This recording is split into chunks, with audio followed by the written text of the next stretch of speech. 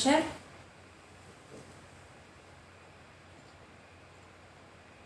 Ada dulu. Sip. Jadi untuk materi ekosistem itu ada cukup banyak poin-poinnya, tapi Bu Guru bagi dua, sehingga pada pertemuan pertama ini kita akan membahas beberapa poin dan sisanya nanti kita akan bahas pada pertemuan berikutnya. Adapun tujuan pembelajaran kita tentang yang berhubungan sama ekosistem ini adalah pertama, peserta didik mampu menganalisis komponen-komponen penyusun ekosistem. Jadi nanti kalian diharapkan bisa menyebutkan, bisa menganalisis komponen-komponen apa aja yang ada di ekosistem. Kemudian yang kedua, peserta didik mampu menganalisis interaksi antar komponen di dalam suatu ekosistem. Kemudian yang ketiga, peserta didik mampu menganalisis pola-pola interaksi dalam ekosistem. Dan yang terakhir, peserta didik diharapkan mampu menyajikan karya berupa peraga atau poster tentang jaring-jaring makanan dan atau siklus biokimia. Ini sudah Bu Guru sampaikan pada pertemuan awal kita, dimana kalau pada materi ekosistem kita nanti bakal ngebuat poster kecil atau poster mini.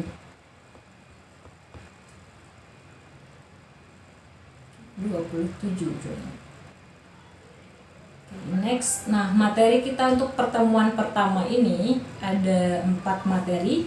Yang pertama kita akan membahas tentang definisi ekosistem dan komponen penyusun ekosistem. Jadi kita perlu tahu apa itu ekosistem dan apa aja yang ada di dalam ekosistem. Kemudian yang kedua, materi kita adalah tentang satuan-satuan makhluk hidup penyusun ekosistem.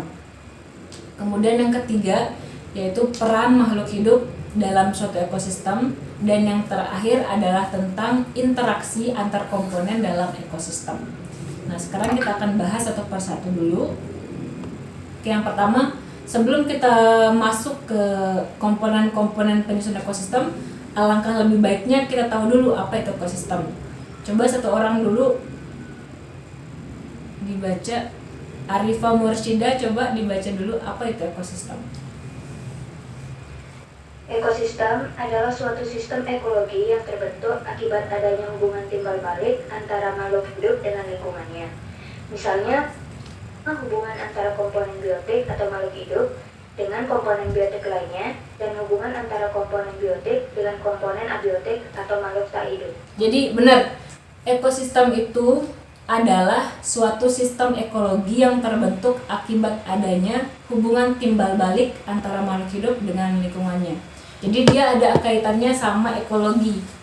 Jadi kalau dalam biologi kan di semester 1 kalian sudah pelajarin cabang-cabang ilmu biologi. Ada ekologi salah satunya, di mana ekologi itu adalah ilmu yang mempelajari tentang hubungan antara makhluk hidup dengan lingkungannya. Nah, di sini ada kata ekosistem, jadi ada tambahan sistem di situ. Dia berkaitan sama sistem. Sehingga diartikan ekosistem itu adalah suatu sistem ekologi yang terbentuk akibat adanya hubungan timbal balik antara makhluk hidup dengan lingkungannya. Nah, di lingkungan kita, misalnya sekarang nih kita di rumah. Di rumah kan kita interaksi antara kita sama bapak, sama ibu, sama adik, sama tumbuhan, sama air. Jadi di situ ada interaksi antara komponen biotik dengan biotik atau komponen hidup dengan hidup, sama interaksi antara komponen biotik dengan abiotik atau hidup dengan yang tidak hidup. Jadi kata kuncinya kalau ekosistem itu adalah sistem ekologi yang kebentuk karena adanya hubungan timbal balik antara makhluk hidup dengan lingkungannya. Nah, nanti bisa antara hidup sama hidup, bisa antara hidup sama yang tidak hidup. Oke, next, sekarang kita lanjut ke komponen penyusun ekosistem. Kalau dari gambar ini, kira-kira yang abiotik yang mana? Gusti Ayu, Eka, Rada ada?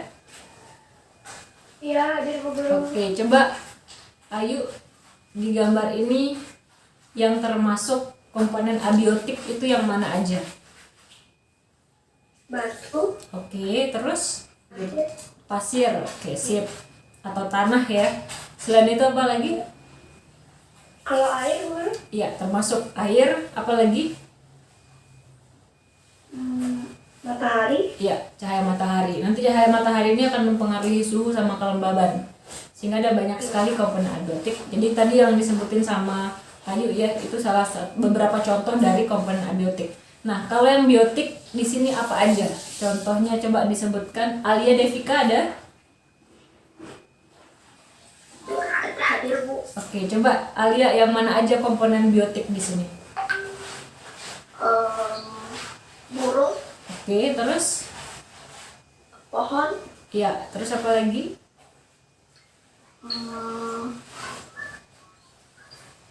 bakteri itu, Iya, bakteri.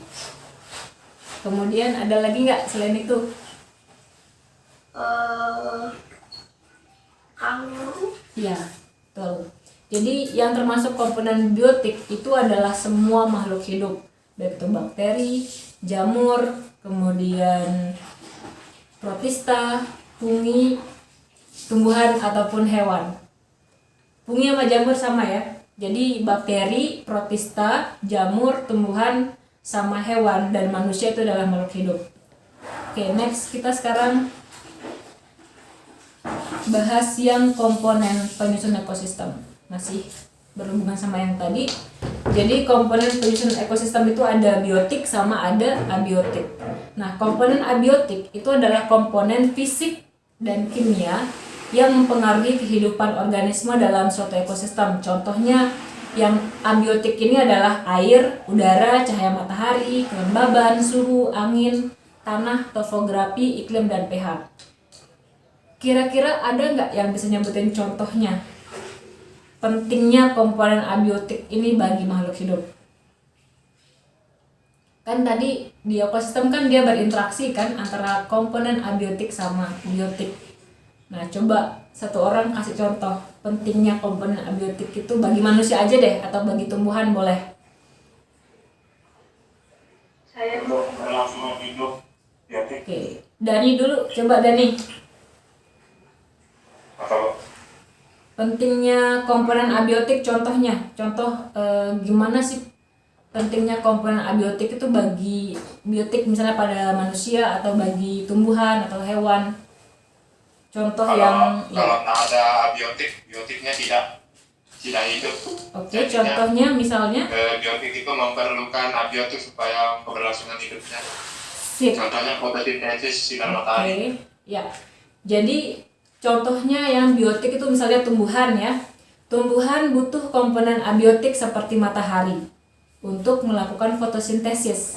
Kalau nggak ada matahari, maka tumbuhan nggak bisa fotosintesis. Kalau fotosintesis nggak berlangsung, maka oksigen itu tidak dikeluarkan. Kalau oksigen nggak dikeluarkan, anggap nih semua tumbuhan di bumi nggak bisa berfotosintesis gara-gara nggak ada matahari misalnya. Maka tumbuhan akan mati. Kalau misalkan tumbuhan semua mati, maka pasokan oksigen untuk manusia dan hewan akan hilang. Nah, kalau oksigen nggak ada, maka manusia sama hewan juga akan terancam punah atau terancam mati. Jadi dekomposer ini adalah organisme yang bisa menguraikan organisme yang sudah mati. Contoh yang bisa menguraikan itu adalah jamur sama bakteri.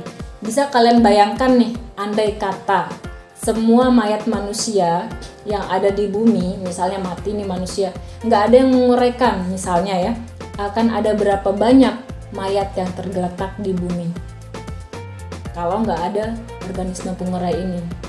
Jadi itulah gimana kuasanya Tuhan sudah mengatur segalanya dengan sangat detail, dengan sangat bagus. Jadi kalau kita memahami sampai ke level-level itu, oh iya juga ya kayak gitu. Jadi si jamur ataupun bakteri ini keberadaannya penting karena dia bisa menguraikan jasad-jasad yang sudah mati atau organisme yang sudah mati itu menjadi bagian-bagian kecil lagi. Oke guys, kalau kalian suka konten seperti ini, komen di bawah ya. Kalau ada saran, silahkan komen juga. Thank you so much. See you next time. Assalamualaikum warahmatullahi wabarakatuh.